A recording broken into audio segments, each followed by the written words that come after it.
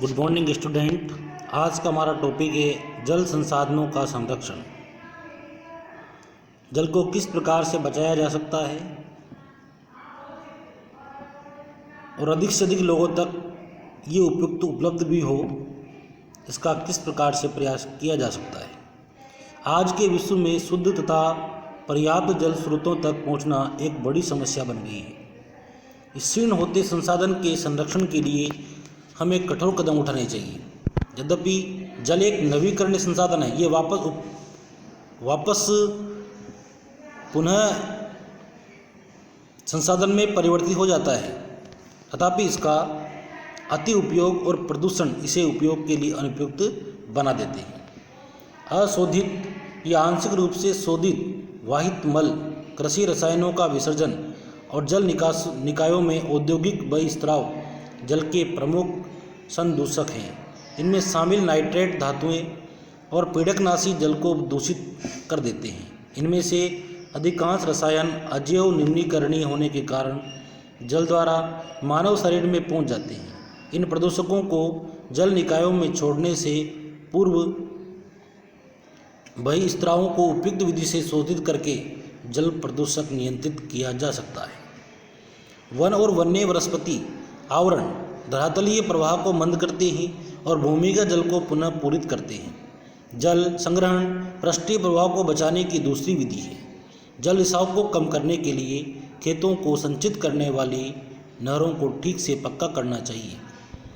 रिसाव और वाष्पीकरण में होने वाले जल क्षति को रोकने के लिए क्षेत्र को स्प्रिंकलरों से सिंचाई करना अधिक प्रभावी विधि है। वाष्पीकरण की अधिक दर वाले शुष्क प्रदेशों में सिंचाई की ड्रिप अथवा टपकन विधि बहुत उपयोगी होती है। सिंचाई की इन विधियों को अपनाकर बहुमूल्य जल संसाधनों को संरक्षित किया जा सकता है। इसमें कुछ उपाय बताए हैं, जैसे जल संग्रहण पृष्ठीय प्रवाह की विधि, नहरों को ठीक करना, पक्का करना, जल रिसाव को रोकना और वाष्पीकरण से होने वाली स्थिति को रोकना, स्प्रिंकलर जो फुहारा सिस्टम होता है उसका उपयोग करना और ड्रिप और टपकन यानी बूंद बूंद विधि को अपनाकर भी हम जल का उपयोग कर सकते हैं। इन सभी विधियों को अगर अपनाया जाए तो जल संरक्षण संभव है। प्राकृतिक वनस्पति और वन्य जीवन। स्कूल के बच्चे हस्तशिल्प प्रदर्शनियों में घूम रहे थे। प्रदर्शनी की वस्तुएं देश के भिन्न भिन्न भागों में एकत्रित की गई। मोना ने एक थैला हाथ में उठाया और उत्साह से कहा, ये एक सुंदर हैंडबैग है। अध्यापिका ने कहा, हाँ, ये जूट से बना है। क्या आप उन टोकरियों, दीप, छत्रों और कुर्सियों को देखते हैं? वे बेंत और बांस की बनी हैं। भारत के पूर्वी और उत्तरी पूर्वी आर्द्र प्रदेशों में बांस प्रचुर मात्रा में पैदा होता है। जैसी रेशमी स्कार्फ देखकर उत्साहित थी। ये खूबसूरत स्कार्फ देखो। अध्यापिका ने स्पष्ट किया कि रेशम कीटों से प्राप्त किया जाता है जो शहतूत के पेड़ों पर पाले जाते हैं। बच्चे समझ गए कि पौधे हमें अनेक विभिन्न उत्पाद प्रदान करते हैं जिनका उपयोग हम दैनिक जीवन में करते हैं। प्राकृतिक वनस्पति और वन्य जीवन केवल स्थल मंडल, जलमंडल और वायुमंडल के बीच जुड़े संकरे क्षेत्र में ही पाए जाते हैं, जिसे हम जैव मंडल कहते हैं। क्या आप जानते हैं, अपने घर की छत पर वर्षा जल एकत्र करके इस जल का संग्रहण करना एवं विभिन्न उत्पादक उपयोगों में लाना वर्षा जल संग्रहण कहलाता है। औसतन 2 घंटे की वर्षा का एक दौर 8000 लीटर जल बचाने के लिए काफ़ी है।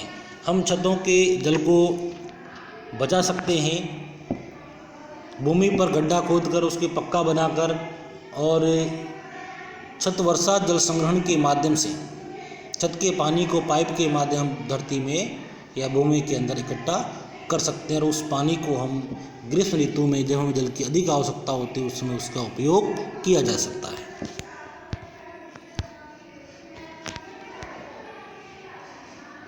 जैवमंडल में सभी जीवित जातियां जीवित रहने के लिए एक दूसरे से परस्पर संबंधित और निर्भर रहती है। इस परस्पर संबंधित और निर्भर रहती है इस जीवन आधारित तंत्र को परितंत्र कहते हैं। जहाँ एक दूसरे पर जीवन निर्भर हो उसे कहते हैं पारितंत्र, एक दूसरे पर निर्भर होना। वनस्पति और वन्य जीवन बहुमूल्य संसाधन है। पौधे हमें इमारती लकड़ी देते हैं, प्राणियों को आश्रय देते हैं, ऑक्सीजन उत्पन्न करते हैं जिसमें हम सांस लेते हैं, फसलों को उगाने के लिए आवश्यक मृदा की सुरक्षा करते हैं, रक्षक मेखला के रूप में कार्य करते हैं, भूमिगत जल के संग्रह में सहायता करते हैं, हमें फल, लेटेक्स, तारपिन का तेल, गोंद, औषधीय पौधे और कागज प्रदान करते हैं जो आपके अध्ययन के लिए अत्यधिक आवश्यक है।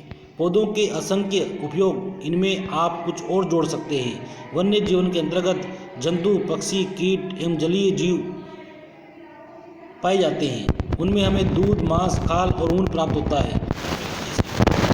फलों के परागण में मदद करती है और पारितंत्र में अवघटक के रूप में एक महत्वपूर्ण भूमिका निभाती है। चिड़िया अपने भोजन के लिए कीटों पर निर्भर है, अवघटकों के रूप में कार्य करती है। गिद्ध मृत जीव जंतुओं को खाने के कारण एक अपमार्जक है और पर्यावरण का एक महत्वपूर्ण शोधक समझा। इसे पर्यावरण को शुद्ध करने वाला माना जाता है। ये अपमार्जक होता है क्योंकि ये मरे हुए जीवों को खा जाता है। इसीलिए प्राणी चाहे बड़े हो अथवा छोटे, सभी परितंत्र के संतुलन को बनाए रखने के लिए अनिवार्य है। अब अगला टॉपिक है प्राकृतिक वनस्पति का वितरण, इसे हम कल करेंगे।